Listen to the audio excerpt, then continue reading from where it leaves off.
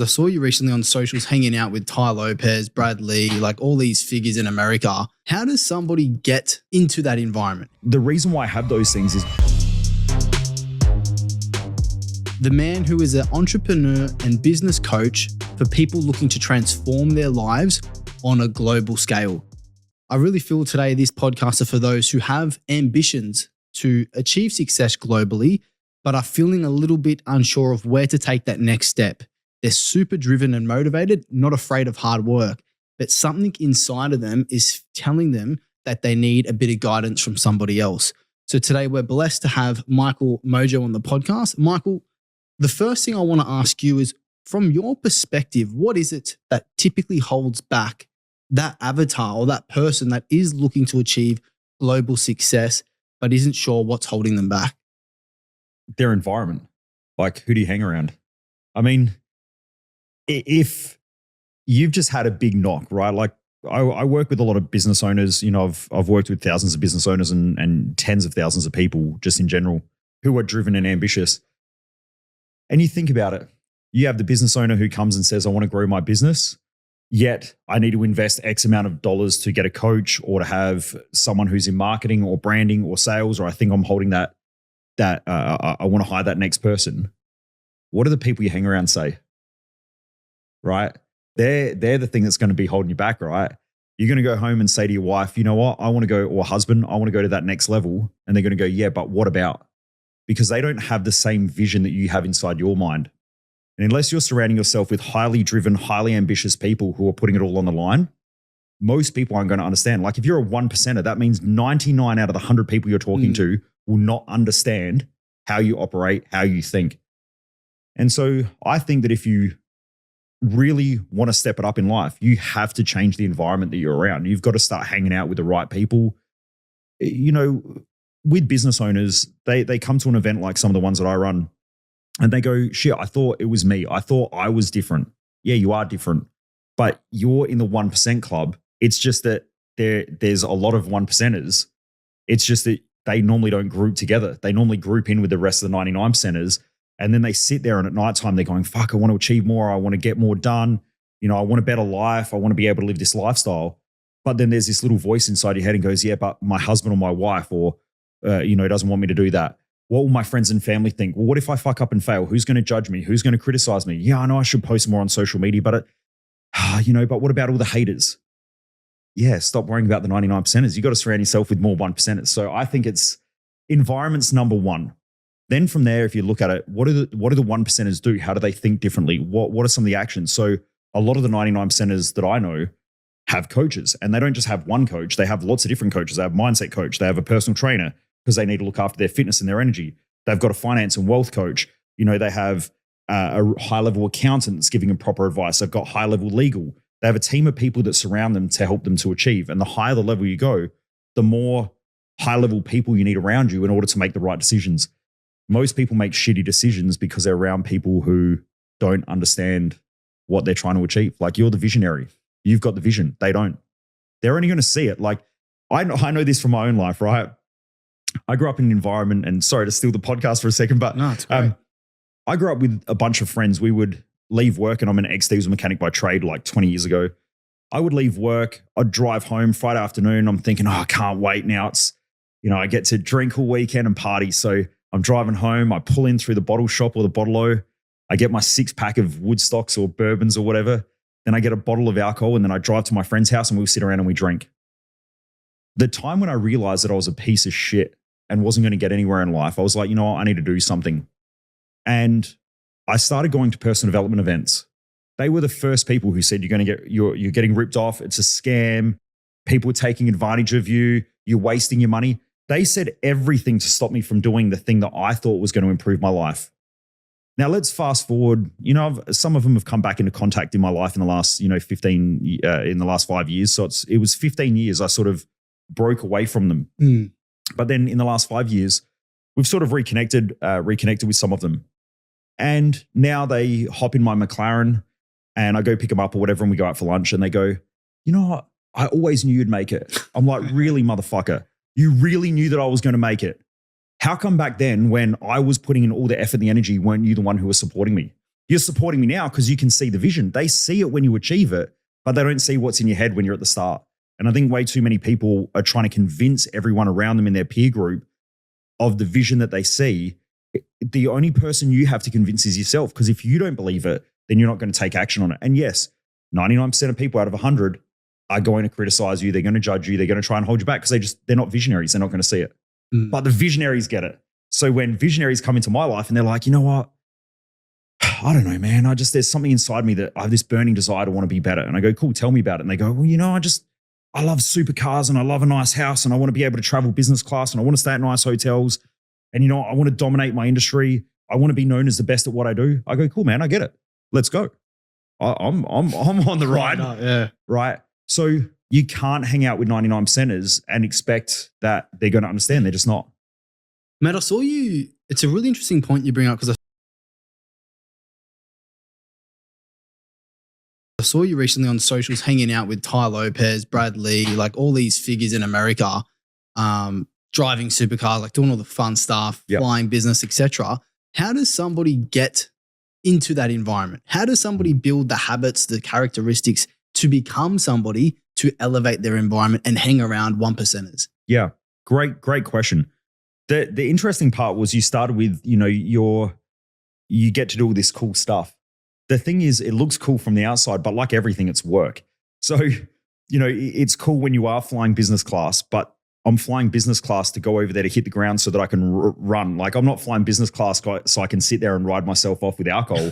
I'm sitting there so I can get the best sleep so that I don't have jet lag so I can fucking work harder. Yeah. And that's the difference in mentality of the 1%ers, right? Is like they're flying in private jets, not because they just get to put their feet up and chill out in their jocks because there's no one else on the plane. They're literally getting ready to hit the ground running in the next place that they land. So they're the people that are hyper dialed in and hyper focused on what they're trying to achieve in life. So, you know, I really want to make it clear that although it looks like everything's easy, you know, when I'm flying business class and I do have a nice car or nice cars and nice house and shit like that.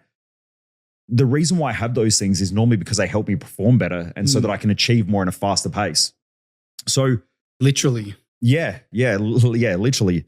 And so going across there, part of my long-term goal has always been to do what I do in a global level. And I just love helping people perform better. You know, I know that the people who are probably watching this podcast, you know, for those of you out there, there's probably part of you that has a burning desire to want to be better. And there's something where you know you want more out of life and you know you've got more to give.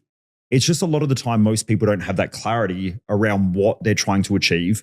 And because of that, they're trying things, then they fail a little bit, and then they have the 99%ers around them going, you failed.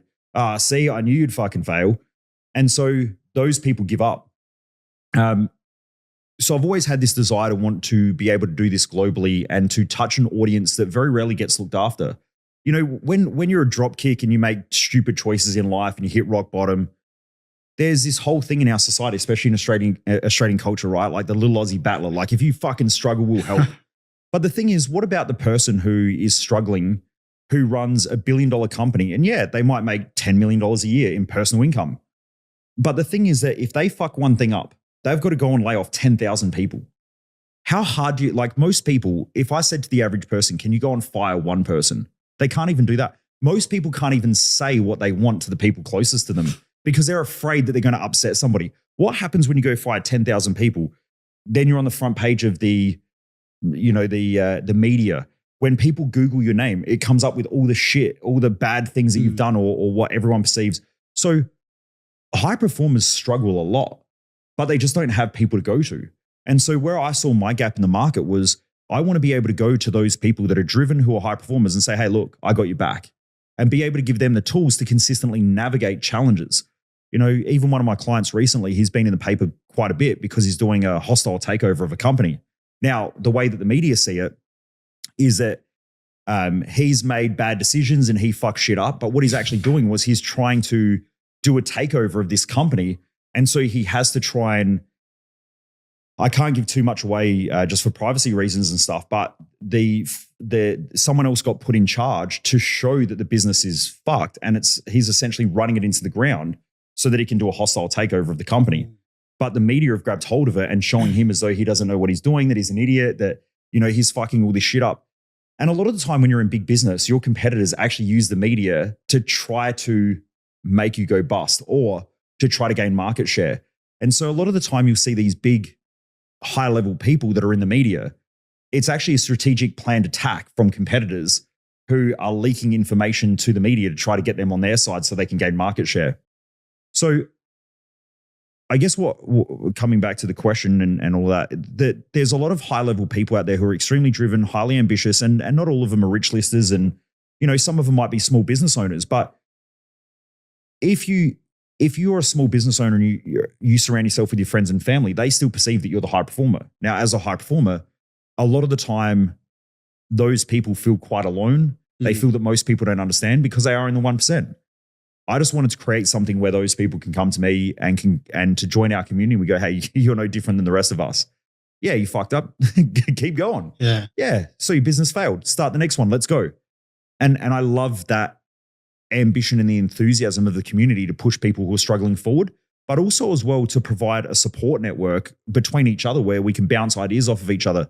A lot of my community now, they do business with each other. And I think that it's cool. I run a business mastermind.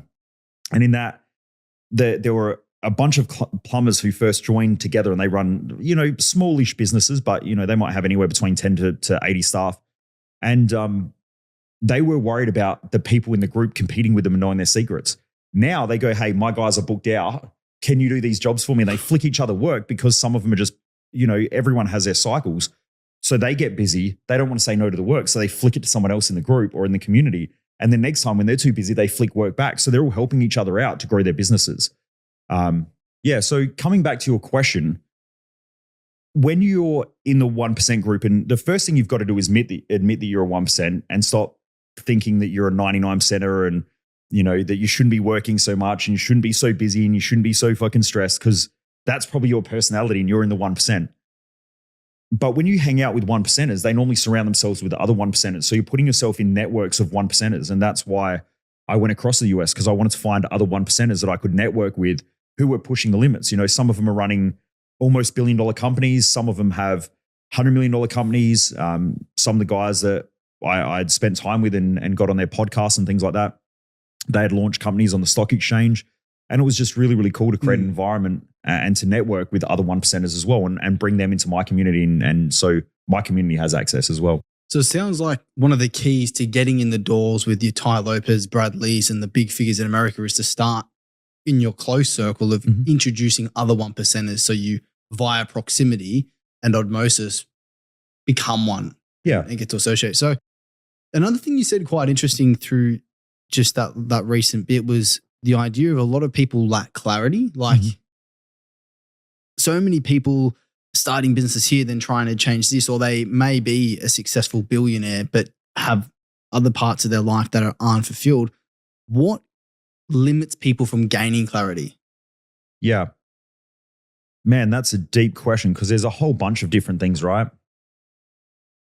The first thing that we've got to look at is, are we honest with ourselves around what we want from life? Way too many people look at social media and they go, well, that guy there has a 6-pack and he's jacked and he's on a ton of gear and he's a professional bodybuilder. And so he's eating chicken, rice and broccoli and, doing the usual diet and everything like that. I want to be like that. And if not, then there must be something wrong with me or I'm a piece of shit. And they see someone like that as almost a way of inspiration, but also a way of devaluing themselves. Then they look at someone who's making money and they go, wow, that person's making more money. I want to be like that too. So now they want to be the successful business person who is also jacked, fit, healthy, is almost living like a professional bodybuilder. If you're going to commit to one of those things, very rarely do you find a professional bodybuilder who at the same time is extremely good at business. And very rarely do you find a good business owner who is extremely gifted at bodybuilding. Because whatever you do takes an extreme amount of time and energy to be good at anything. Then they'll look and they'll see someone who is a dad who spends plenty of time with their kids and is always out on the weekend at kids' sports, and they look at themselves and they look at their own family and go, well, I'm a piece of shit because I'm not at home with my kids. And so all that happens now is that they're comparing themselves to all these other people, thinking that they can have everything they want at the same time. Now, you can have everything you want, but you just can't have them all at the same time. So you need to have focus on the things that you want. So the hardest part is admitting to yourself, what are your strengths? What are your weaknesses?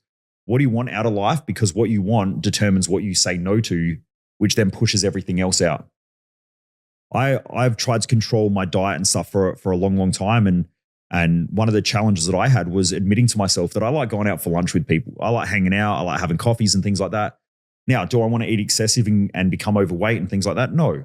So I still go to the gym, I still train, and I still manage my diet. But at the same time, I'm never going to be a professional bodybuilder at the same time that I want to go out and have coffees all the time and lunches and do business networking, things like that, because it's just unrealistic. So the first thing is that self-comparison is the thief of joy. Apparently, that's a quote. I wouldn't say that it's the thief. There we go, of joy. But what I would suggest is that you need to know what you're trying to achieve. So the first thing that you got to get clear on is, what does your North Star look like in life? What's your vision? And then from the vision, it creates a mission. That mission then becomes how you live your life, and how you live your life has to fit.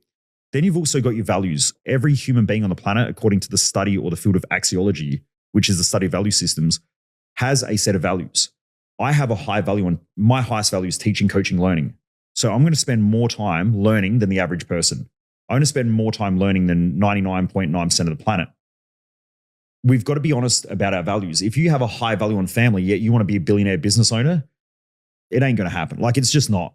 Now, some people go, it's not going to happen. And if you have a look at Elon Musk, have a look, multi-billion dollar, $100 billion business owner, not the best with his family. You see him hanging out with his kids every now and again, but he's working 120-hour work weeks. So first of all, you have to be really, really clear around what your core drivers are, or what I call core drivers. So you've got vision, mission. You've got to understand your values. You have to understand what your purpose in life is. My purpose in life is to help people perform better. When you get that clarity, then you can set effective goals, and then you can start chipping away and working towards things. So without that clarity, that's going to be the biggest downfall. The second thing is who you hang out with. So if you're hanging out with people who are telling you that you're doing the wrong thing, then that's going to cloud your own judgment. It's going to cloud your own thoughts. It takes a very strong character when people say it's not going to work, you're doing the wrong thing, to just go, you know what, fuck it, I'm going to do it anyway. Now, for the real entrepreneurs out there, people been telling you your whole life that what you're doing is wrong, it won't work and all that shit, but there's something in your head that just goes, you know what, fuck it, I'm going to do it anyway. They're like the real entrepreneurs. They're the people I like hanging out with, because they tend to push against what people tell them that they shouldn't do. But I think the two clear things is not having a clear map for your personal life. If you're a business owner, not having a clear map for your business or a proper plan. And then the second thing is the people that you hang around. You got to make sure you're surrounding yourself with the right people and putting yourself in environments to succeed and win, and with people who understand what you're going through. Yep. So it sounds like, from what you're saying, a lot of people lack clarity because they haven't sat down and really mapped out what they want to achieve in what order. And it sounds from what you're saying that balance can be difficult to achieve, but it's not, balance can be difficult to achieve through the process. So that's why we kind of just got to get clear on what fuels us up. So an interesting thing about clarity is that if you ask the average person, you say, what don't you want? They're super clear on what they don't want. But if you ask them, what do you want? So you've got someone who has relationship problems and you say, what don't you like about your partner? They can clearly identify what they like about their partner. But you say, what do you like about them? And they struggle. You say to them, what would you change about your partner? And they'll tell you what they want to change. But you say, what type of person do I want to be with in a relationship? And they can't define it. So you ask most business owners, you say, what pisses you off about your business? What stresses you out? What frustrates you? They will spend 99% of their whole entire life thinking about all the shit that they don't want in their business. But if you ask them to sit down and define it, they will do everything that they possibly can to avoid having to think about it, because thinking's tough.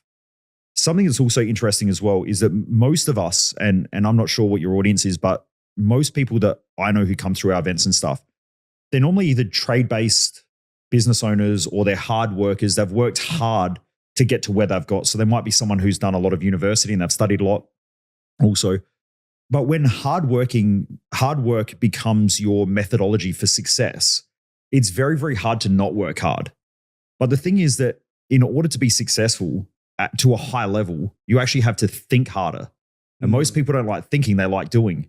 So you take someone who's spent 20 years working really fucking hard and you sit them down and you go, right, we're going to map out what you want and how you want to achieve things.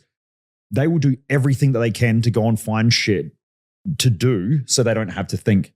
And that's why a lot of business owners will go and create problems in their own company or micromanage people because it's easy to run in someone's office and go, oh, hey, how are we going with that paperwork? Hey, what's happening over here? Oh, is this getting done?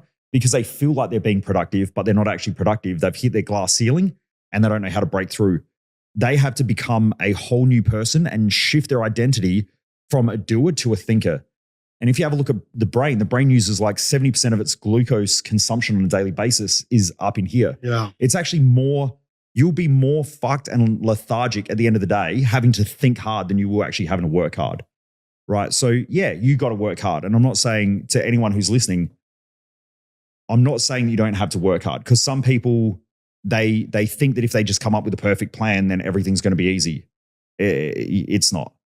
If you've got hard work on your side, you're already crushing it. Like, you'll get to a level, but you'll get to a glass ceiling because you just can't stop working hard to switch into gears to now putting that into successfully thinking harder.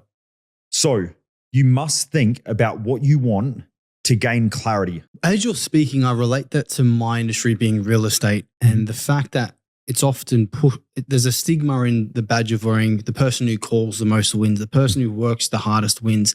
And I look at the other entrepreneurs that I've interviewing over 100 now. And what I see, the people that are really successful, that have the freedom, the cash and the lifestyle, are people that, like you talk about, are outsmarting just that absolute grind work ethic. So I find it quite interesting that you've brought that point up. And as you're talking about things like clarity and environment, I remember you spoke previously at either a webinar or another podcast where you gave a formula for success. It was something to do around the lines of clarity times standards times environment dictate your level of success or environment. Could you dig a little bit deeper to what that you meant by that frame? Yeah. There's two directions I want to go down with that, because the first thing that I want to do is to probably just create a little bit of a frame for everybody who's watching this and for everyone who's watching this, and maybe it might help as well. Do you want to train with a fat personal trainer? No. Cool. So the thing is that you've got to know that the personal trainer that you're training with can get the body that you want in order to pay attention to them. So you have to work your ass off first in order to achieve a level of credibility first. So what you'll find is that most people in most industries are working hard to provide a level of credibility. But here's where leaders step up. Once you've got that level of credibility and you've worked hard and you've figured it out, then what your next step is how do I transfer that information to others so that everyone around me as well can achieve?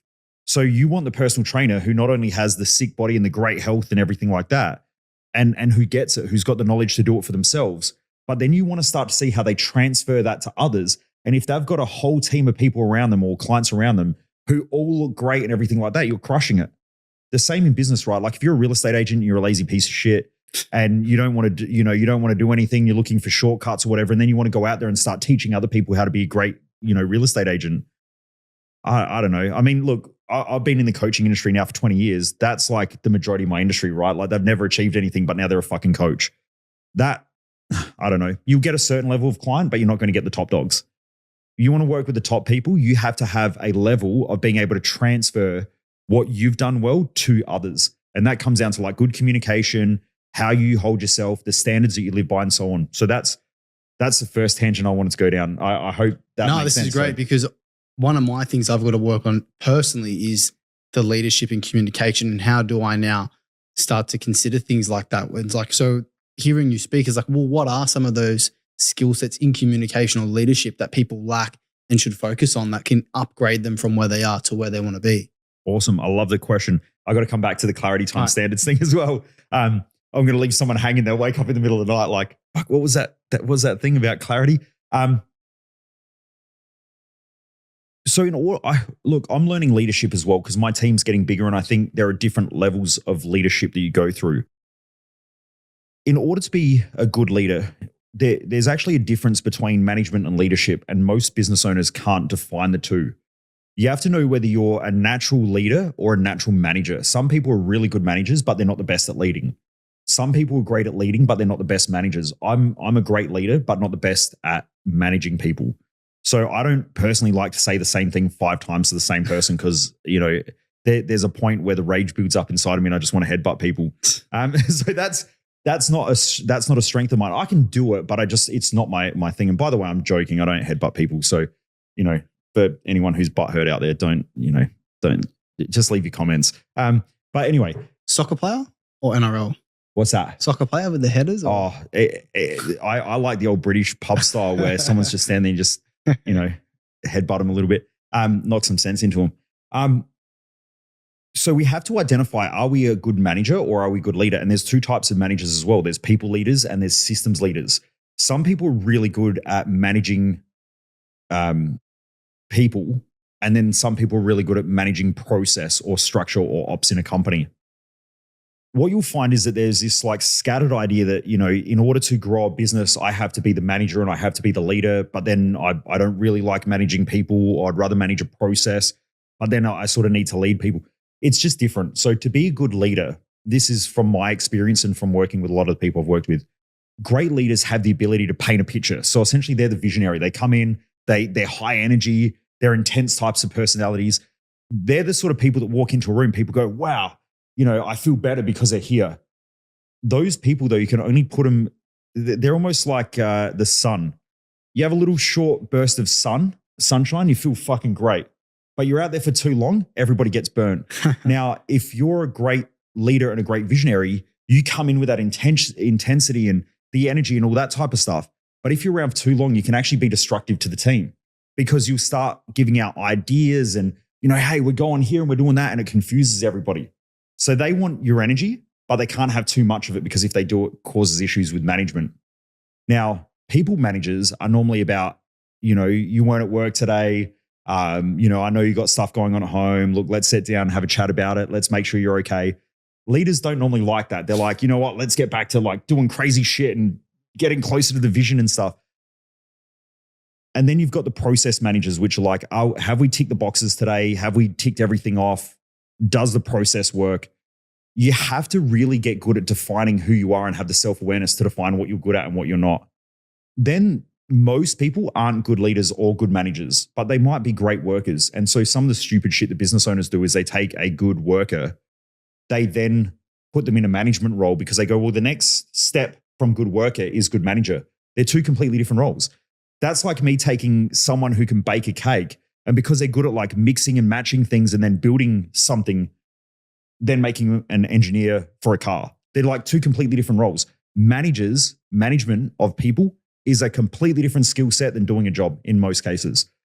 Business owners all the time fuck up by taking someone who is good at their job, and instead of just paying them a little bit more, or you can then help them upskill. So if they want to become a manager, put them through a 6 to a 12-month management training process.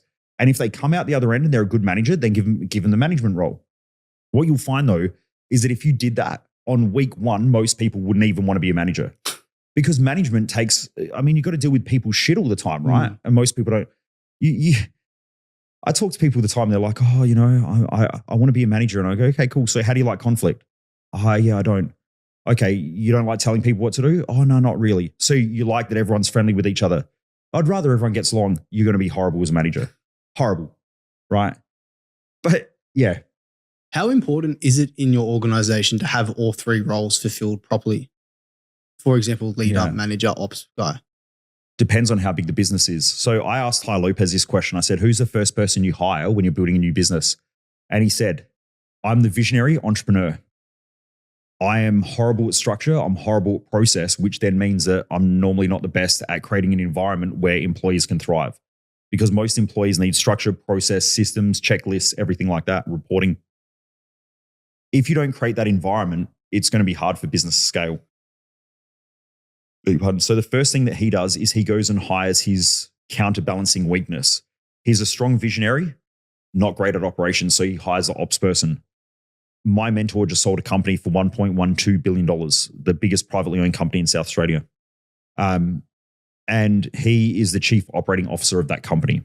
So his job was to essentially run the whole company, make sure all the staff and all the systems and everything work effectively. Now, he is an intrapreneur, so he thinks like an entrepreneur. He just doesn't like to take the crazy level of risk. So he's a pussy. Not really. There's a lot of great. I'm just kidding. Yeah, it's like I think that there's this really bad idea in our society that everyone can be an entrepreneur and everyone should be. You know, I meet a lot of people who they work for somebody and they're like, well, my boss makes all the money, so I'm going to go out and start my own plumbing business. For most people, that's the dumbest fucking decision that they're going to make. Because when you're an employee, the van gets paid for, the tools get paid for, the taxation gets sorted, everything. All you got to do is do your job and you can fuck off. And now you've got the weekends free. You get public holidays, long weekends, all of that shit. And you get paid pretty well. When you're self-employed, then you have to do all that stuff. So yeah, you get paid more, but now you've got to do admin. You've got to do customer service. You've got to do marketing and branding. You've got to do sales. You've got to do chasing up invoices. So you might get paid an extra 20 or 30 bucks an hour. Great. But you've just taken on 5 extra roles for that 30 bucks, like dumbest fucking shit you've ever done in your life. So I think that really you've got to identify what your strengths are and your weaknesses. I can't work for people. Like I can work in a team, but I can't work for people. I never have been able to ever since I was young. Mm-hmm. I'm the perfect entrepreneur, visionary type personality. I have to hire people around me who are ops people because I'm horrible at operations. I was just talking before to Mark, and I was saying we were talking about our partners, and my partner is very, very structured. She has to be because I'm so crazy. So when I leave to hop on a plane, she drops me off, and then she goes, "Oh, hey, by the way," I get a phone call from her. "Hey, by the way, I've sent you the itinerary. Here's the time that you get to the hotel. Here's the dinner menu for you so that you can order because the restaurant closes in like half an hour. Tomorrow morning, you need to be up at this time. You can probably go to the gym at this time. And then from there, the Uber needs to be there so that you're here at this time." And so everything is in an itinerary, because if it was up to me, I'd wake up when I want. I would go, "Oh, fuck, I'm running late." I'd try to do a gym session. I'd run late for here. I'd go, "Shit, how do I get there? Fuck, oh man, I don't even have the Uber app on my phone." And so my whole life is just chaotic if I don't have structured people around me. So this is the importance of really understanding your strengths. What are you strong at? What are your weaknesses? Most people spend way too much time trying to rectify weaknesses and not just staying in their lane. So clarity is everything. When you understand who you are, what your strengths are, you automatically know what your weaknesses are. And just to summarize it, I just ran an event with a whole bunch of business owners who are all scaling and bringing on a team. And one of the first things that I did in the morning, we did the intro and everything like that. And I said, "Look, here's the thing for the next 3 days. You're going to realize that you're pretty much shit at everything. The faster you admit that, the faster you know what gaps to fill. The more you keep trying to fill gaps that you're shit at, the more you're going to bottleneck your business. Yeah, you might be able to do marketing, but you're not good at it. Yeah, you might be able to do management, but you're shit at it. Yeah, you might be able to do sales, but are you the best at it, or are you better off hiring someone?" So yeah, clarity is key. Which is a great segue back to the original kind of question, which was, run us through the psychology when you talk about clarity times standards times environments is one of the pillars for success. Yep. So clarity times by standards plus environment. So it's times, because clarity times by standards, that's a multiplier. So if you put your high standards in with your clarity, it's a multiplier. And then what it will do is it'll create the environment, hence the plus. Okay, so first things, when we're clear, we can execute more effectively. A lot of people really struggle with execution. I mean, they might be busy. Like I meet most of my community, they're called the Driven Mofos, right? Driven Mofos. Driven Mofos, that's my community, right? Because when I sat down with my wife and we were really thinking about what was the separator of our community and who our perfect avatar was, they're driven people, highly ambitious, know they want more out of life, they're hungry, they're not afraid to work. But they want a better life. They demand more of themselves than just being average or mediocre. So with clarity, you have to be able to sit down and to clarify what you want, why you want it, and then how you're going to get there. I think that that's super important, because if you don't know what your strengths are, you don't know what your weaknesses are. If you don't know what your weaknesses are, you don't know what your strengths are. If you don't know what you're trying to create, it's hard to create the environment to thrive in. And also, if you don't have clarity, you don't have standards. So if you watch somebody, every time their standards drop, it's because they lose clarity.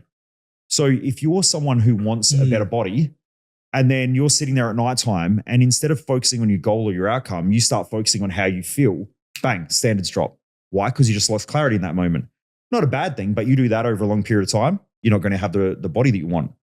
In business, if you're starting to make decisions based on how you feel in a moment, like most business owners are like, yeah, but we don't have cash flow. And then so they start chasing sales quickly instead of focusing on the long-term vision. They will make decisions which will save the cash flow or bring up the cash flow moment by moment. But they're going to end up back in the same position in like a week, 2 weeks, or a month because they actually don't know what they're trying to achieve. So in that moment, they go, cash flow is painful, therefore we got to fix that. Like one of the biggest bottlenecks of small businesses or scaling businesses is you take an owner that has a locked-in employee mentality yet now runs a business. Employees are used to working for a week and then they get paid. A business owner works for a week, a small business owner, and then they're used to getting paid. Now they haven't been paid for 3, 4, 5 weeks and they're starting to freak out and they're like, shit, we're going to run out of cash, and they go into survival mode and they're skitzing out. So now they start to crank sales again. They crank the workload, but then they have to jump back in to deliver the work, which then stops them from growing the business or stops them from hiring people. And so a lot of them stay stuck in this cycle of like, I want to grow the business, but at the same time, I need cash. They just can't scale. Like there are going to be times, the bigger the business is, the longer the time periods are going to be that anything happens. So if you have a look at a company like Apple or Microsoft or Tesla or whatever, they might go 3 to 4 years without turning a profit. Whereas a small business, they have a week without turning a profit and they're like, fuck, and they freak out and they got to jump back in and crank more work for that week. So everything scales as the business grows. So yes, you might go through a stage as a business is scaling, a small business that's starting to scale and bring on more staff. You might have 2 or 3 months where you're losing money, but that's not bad because you're gaining staff. So you're not losing in business. You've just shifted your focus from we need to bring in tons of cash to now we need to bring in a bunch of staff. And then when you hire staff, then you've got to go through the 90-day cycle of bringing them on, onboarding them and all those types of things. So Michael, I don't mean to interrupt, but I want to bring this back to a real life scenario. So for example, somebody like myself who's gaining clarity around what it is we want to do. For example, I want to create my podcast to be a global podcast where I can interview somebody of the likes of Tony Robbins. I've got that clarity, but what's the next steps from there? Shit. Well, I would naturally go and find someone who's already doing that and then figure out how they can help you to get there faster. So you need to find a coach or a mentor, number one. Number 2 is that, are you prepared to do the things that are uncomfortable to get there? Prepared to do the things that are uncomfortable to get there. What do you mean by that? So when people think about their goals, they tend to think of the outcome, not the work. So the question is, are you prepared to do the work and what it takes to get there and actually understand what that means? I'll give you an example. Business owners will come to me and say, I want to scale my business. And I go, cool, what does that mean? And they're like, well, we want to be able to do bigger jobs, higher level jobs and make more money. And I go, cool, that's beautiful. That sounds great in fantasy, but here's what it's really going to take. Cool, you want to grow the business. You got to have more staff. What do you like now with staff? Oh, that's right. You hate managing them. You hate leading them. You don't like onboarding them properly. You get fucked off all the time that they don't do what you expect them to do just because like you think that because you think it and then quickly communicate it in a non-effective way that they're automatically going to do the shit that you want them to do. And then when they don't, you're pissed off. I'm like, that's only going to scale and get worse. So do you actually want to scale your business or do you just want the outcome? And that's what I would say to anyone. Like, but assuming because we're highly driven, motivated people that we are willing to do the work, what happens from then? That's another good question. What do you feel like you're stuck with? For me, it was more of a scenario to give to you. But if I had to give from my own experience now, my bottleneck is separating ways from a current partner, which we've been able to get to a certain level where we're able to travel nationally, but I'm separating from the current person I do podcasts with. So for me, that's been my current roadblock that's getting me from where I am to where I want to be. So let me reframe the question quickly. What are you prepared to give up to get what you want? Well, if I was to assume to get to a guest like Tony Robbins, it would be silly of me to say anything other than I'd be prepared to do whatever it takes to get there. Everybody says that. Are you prepared to go to financial zero? Well, mate, it's funny because going through the process now of separating with a partner, we actually invested 6 figures into another project, which is now being put on hold, and we're not actually going to monetize that project due to the separation. So from this actual chapter of my life, I will be starting essentially from zero when it comes to that venture. So I think from my perspective, the answer is yes, because what other alternative do I have if I want to get there? Okay. Okay. Let's go to the next phase, which is what I ask business owners as well. Are you in a relationship at the moment? Yes. Are you prepared to give up your partner to get there? I would put my goals above my current relationship because I would believe intrinsically that I wouldn't be able to serve the relationship if I put my goals below.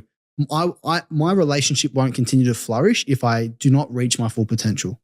Awesome. Okay. I love asking those questions. My wife, before we got married, used to grind me about how hard I worked in the business and everything. Now she's the ops person in the company and she's a fucking rocket scientist.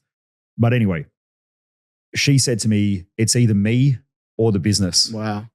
And I remember looking at it in her eyes and I said, you never want to put me in that position because you won't like the outcome. Really? 100%. Because here's the thing. When you're the tribal leader, you have to make decisions that are of benefit to the tribe. But that doesn't mean that the tribe are going to be happy. But long term, it's benefit to the tribe. If we're here right now and there's all fruit on the tree, but I can tell based on my past experience that the drought's coming, I'm going to say we need to fucking move. Do you think they're going to want to move knowing that there's fruit on the trees? No. So they're going to sit there and they're going to criticize, they're going to judge, they're going to say, yeah, but why all the fruit's here? But we're going to fucking die if we stay here. Oh, I like that one. Make sense? Yeah, it does. So the reason why I established that authority is I'm the tribal leader. If you don't want me to lead in the relationship, then you can't grill me that we don't have the life that we want. Ever since we had that conversation, game changer. Wow. But most people aren't prepared to get there because until you're prepared to lose everything, you're not going to get everything. Have you gone through an experience similar where you've had to lose everything to gain everything? I think every person who has done something worthwhile in life has been at the point, and the only analogy that I can use is one of a cliff edge. Everything's going well in life and you're cruising along, and then all of a sudden you slip and you slide down close to a cliff edge and you think, shit, that's lucky. I didn't fall off the side. And then as you start walking back up, your foot slips and you slide and you fall off the edge of the cliff and you think, you know what? I'm fucking dead. And you're starting to fall, and then all of a sudden you just grab something and then you slowly pull yourself back up the cliff edge. And then eventually you realize that you'll be safe and you were right on the edge. And now you can see that there's another level and you start climbing up to that level. Every time I've worked with someone, like I said, I've worked with tens of thousands of people now and I've worked with thousands of business owners. Every time they go to a new level, they slip, they fall, they get stressed, they worry, they're fearful, they're scared, and they think, shit, it can't get any fucking worse. Well, guess what? It's going to.